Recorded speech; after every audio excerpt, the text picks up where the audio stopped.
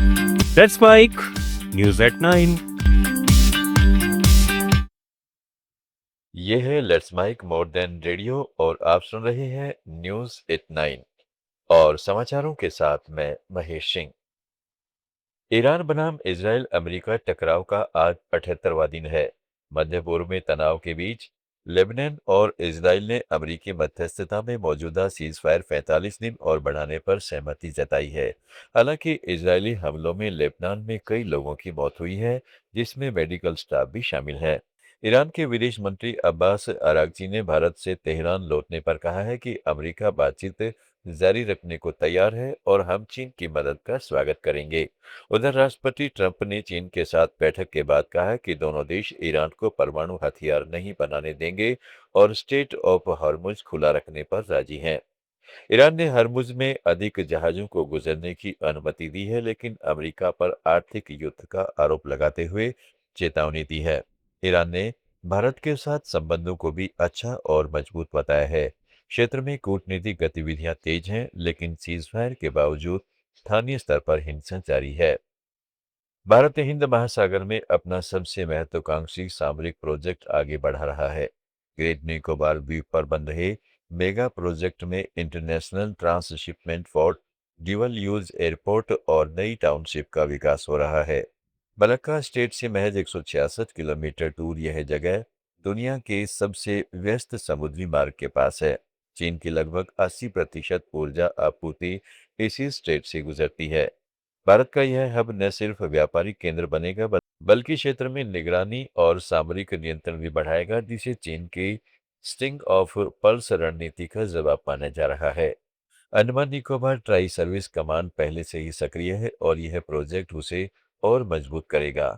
हालांकि राहुल गांधी समेत विपक्ष ने पर्यावरण, कोरल रीफ और स्थानीय आदिवासी समुदायों को प्रभावित करने का मुद्दा उठाया है। सरकार समर्थक इसे राष्ट्रीय सुरक्षा बनाम पर्यावरण की पहल बता रहे हैं। विशेषज्ञों का कहना है कि यह प्रोजेक्ट हिंद महासागर में भारत की बढ़ती भूमिका को मजबूत करेगा।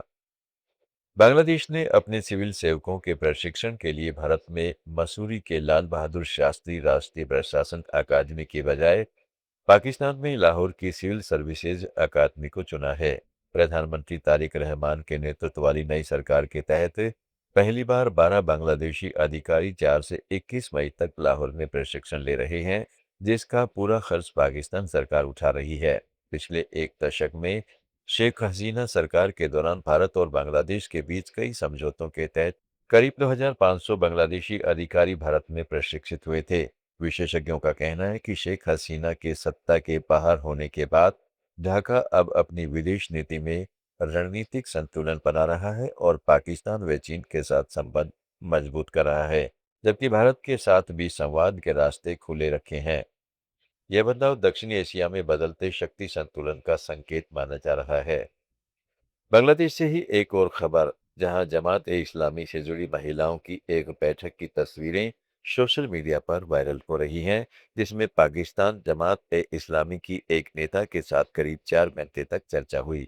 विशेषज्ञों और स्थानीय रिपोर्ट्स के अनुसार इन बैठकों में पाकिस्तान और बांग्लादेश दोनों देशों में इस्लामी पार्टी की सरकार स्थापित करने जैसे मुद्दों पर बातचीत की गई।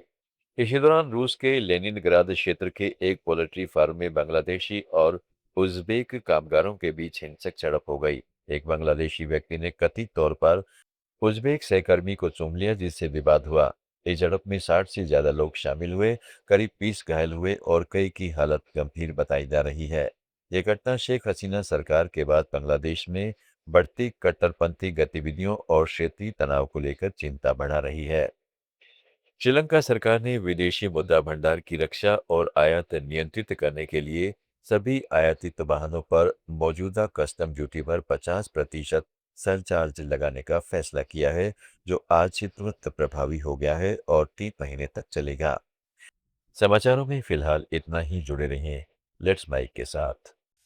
आप सुन रहे थे let's mike more than radio. Follow कीजिए हमें हमारे सोशल मीडिया प्लेटफॉर्म्स पर। It's time for news. It's time for more than radio. Presenting the first radio news app, Let's Mike. Let's Mike, a news-based app on your phone where you get to watch